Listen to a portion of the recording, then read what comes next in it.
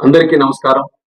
అయ్యప్ప స్వామి భక్తులు ముఖ్యంగా మన దక్షిణాది రాష్ట్రాల నుండి ఈ సమయంలో పెద్ద ఎత్తున మాల ధరించి పవిత్ర దీక్ష చేపట్టి శబరిమల వెళ్లి ఆ స్వామి వారిని దర్శనం చేసుకుంటారు.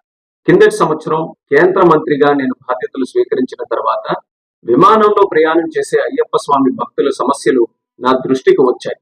వెంటనే భక్తుల సౌకర్యార్థం మా సెక్యూరిటీ రూల్స్ లో మార్పులు చేసి విరుముడి నేరుగా తమతో పాటు తీసుకుని వెళ్లే విధానం, ఆ మార్పులు మేము తీసుకొని వచ్చాం.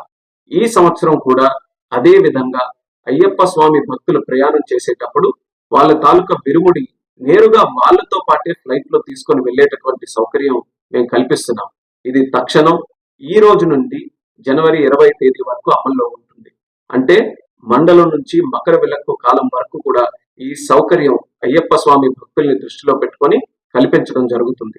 ఈ కూటమి ప్రభుత్వం దేశ ఆచార సాంప్రదాయాలకు, భక్తుల మనోభావాలకు అత్యంత ప్రాధాన్యతనిస్తుంది.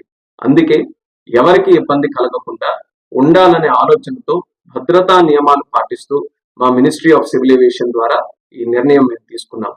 దీన్ని భక్తులందరూ కూడా సద్వినియోగం చేసుకుంటారని, మీ అయ్యప్ప స్వామి దీక్ష విజయవంతంగా జరగాలని, స్వామి తాలూకు ఆశీస్సులు పొంది అందరికీ కూడా మంచి జరగాలని ఈ సందర్భంగా కోరుకుంటున్నాను.